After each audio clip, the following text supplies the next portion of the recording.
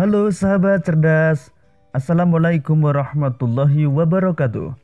Pada kesempatan kali ini, kita akan belajar pada tema 8, lingkungan sahabat kita, subtema 2, perubahan lingkungan, dan kita sampai pada pembelajaran kedua. Sahabat cerdas, sebelum kita mulai pembelajaran kita, jangan lupa untuk berdoa terlebih dahulu. Perubahan lingkungan juga memengaruhi budaya, termasuk tarian. Tarian daerah berkembang mengikuti perubahan. Namun, perkembangan itu juga masih mengikuti aturan dasar tari, termasuk pola lantai. Apa yang dimaksud pola lantai? Pola lantai gerak tari. Pada saat menari, penari kadang bergerak ke kiri, ke kanan, maju, mundur, atau bergerak membentuk lingkaran. Jika digambarkan, seolah-olah ada satu garis imajiner yang dilalui penari selama menyajikan satu tarian. Garis imajiner juga dapat digambarkan dengan melihat formasi para penari dalam memperagakan tarian. Para penari dapat membentuk formasi garis lurus, lengkung, segitiga, atau lingkaran. Bentuk formasi garis dapat berubah-ubah selama penari menampilkan sebuah tarian. Garis imajiner yang dilalui oleh penari saat melakukan gerak tari disebut pola lantai. Pola lantai merupakan garis imajiner yang dibuat oleh formasi penari kelompok. Secara umum, pola lantai berupa garis lurus atau garis lengkung. Bentuk pola garis lurus dapat dikembangkan menjadi berbagai pola lantai, di antaranya horizontal, diagonal, garis lurus ke depan, zigzag, segitiga, segi empat, dan segi lima. Bentuk pola garis lengkung dapat dikembangkan menjadi berbagai pola lantai, di antaranya lingkaran, angka 8, garis lengkung ke depan, dan garis lengkung ke belakang. Berikut ini beberapa bentuk pola lantai dari gerak yang dilalui penari. Pertama ada penari bergerak melalui garis lurus ke depan. Kemudian penari bergerak melalui garis diagonal. Penari bergerak melalui garis horizontal. Selanjutnya penari bergerak melalui garis diagonal. Penari bergerak melalui garis lurus ke depan, dan penari bergerak melalui garis lingkaran. Sedangkan berikut ini bentuk pola lantai yang dibuat formasi penari kelompok. Pertama, formasi penari membentuk pola lantai diagonal. Kemudian, formasi penari membentuk pola lantai segi lima. Selanjutnya, formasi penari membentuk pola lantai garis lurus ke depan. Kemudian formasi penari membentuk pola lantai zigzag. Formasi penari membentuk pola lantai lingkaran. Dan formasi penari membentuk pola lantai diagonal. Sahabat cerdas, perhatikan gambar kedua tari berikut ini, yaitu tari legong dan tari saman. Gerakan yang dilalui penari pada tari legong membentuk pola lantai berbentuk lingkaran. Sedangkan formasi penari pada tari saman membentuk pola lantai horizontal. Sahabat cerdas, gerak tari daerah satu dengan daerah lain memiliki karakter berbeda-beda. Tari Bali berkarakter lincah dengan rangkaian gerak patah-patah. Sebaliknya, tarian daerah Solo dan Yogyakarta cenderung berkarakter lembut dalam rangkaian gerak yang mengalir seperti aliran air yang tenang. Sahabat cerdas, sekarang mari kita baca bacaan berikut ini. Siklus air dan bencana kekeringan. Peristiwa siklus air merupakan peristiwa sehari-hari yang sering tidak disadari oleh manusia. Siklus air menghasilkan air bersih yang berguna untuk kehidupan manusia. Manusia memerlukan air bersih antara lain untuk keperluan rumah tangga, keperluan industri, dan juga pertanian. Siklus air menghasilkan air bersih. Pada saat proses penguapan, kotoran pada air tidak ikut menguap. Uap air yang menguap adalah uap air yang bersih.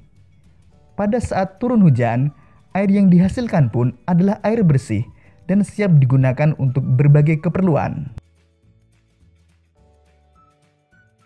Air hujan yang jatuh sebagian akan diserap oleh tanah, lalu menjadi air tanah. Air tanah adalah air yang mengalir di bawah permukaan tanah. Air ini biasanya lebih jernih dan bersih karena sudah tersaring oleh lapisan tanah dan akar tumbuhan. Untuk mendapatkan air tanah, manusia membuat sumur dengan cara menggali lubang. Air hujan yang tidak terserap oleh tanah akan terus mengalir menjadi air permukaan. Lalu air itu menuju tempat yang lebih rendah seperti sungai, danau, dan laut. Air permukaan adalah air hujan yang tak dapat diserap oleh tanah sehingga mengalir di atas permukaan tanah dan kemudian menguap kembali. Air ini biasanya lebih kotor karena mengandung lumpur. Air ini juga biasanya membawa berbagai macam material dari proses erosi. Pada musim kemarau, air hujan yang turun menjadi berkurang. Air hujan yang turun biasanya langsung diserap oleh tanah menjadi air tanah. Jika air sungai dan danau surut, akan menyebabkan berkurangnya penguapan air sebagai pembentuk titik-titik air di awan. Akibat dari semakin sedikitnya awan adalah semakin berkurangnya curah hujan. Oleh karena itu, sumur-sumur penduduk pun menjadi kering. Di saat inilah biasanya terjadi kelangkaan air bersih. Jika kelangkaan air bersih terjadi dalam waktu yang panjang, bencana kekeringan akan terjadi. Mari kita biasakan menghemat penggunaan air dalam kehidupan sehari-hari.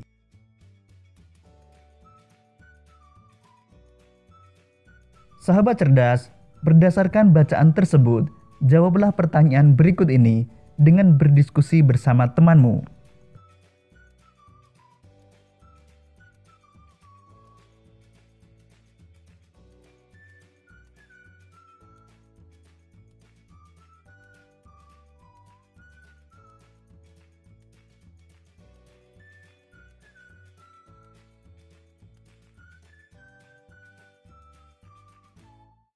Kemudian kamu dapat mencocokkan hasil diskusimu dengan jawaban berikut ini.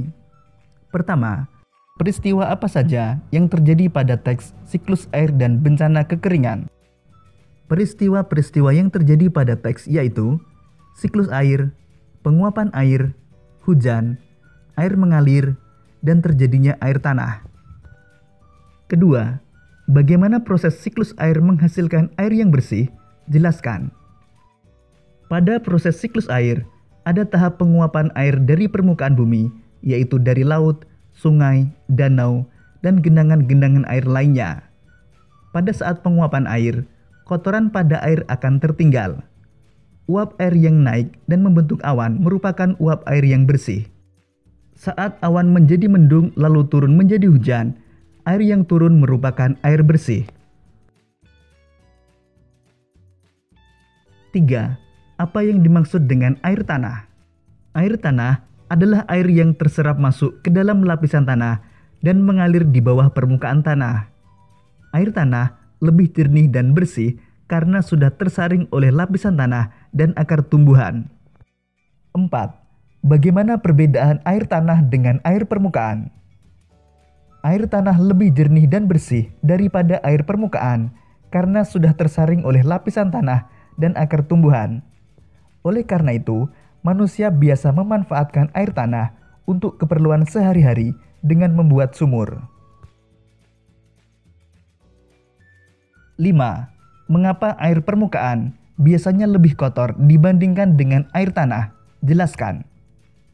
Air permukaan lebih kotor karena mengandung lumpur dan benda-benda lain yang terbawa aliran air di permukaan tanah. 6. Apa akibat dari musim kemarau yang panjang? Saat musim kemarau panjang, air permukaan dan air tanah menyusut.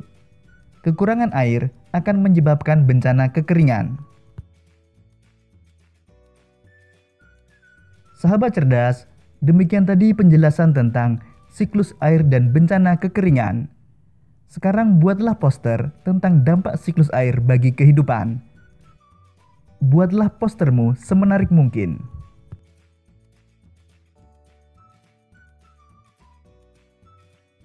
Demikian tadi sahabat cerdas, pembelajaran kita pada tema 8, subtema 2 dan pembelajaran kedua. Untuk menguji pemahamanmu, kamu dapat mengerjakan latihan soal yang terdapat pada deskripsi video ini. Sampai jumpa pada pembelajaran berikutnya. Tetap semangat dan selamat belajar.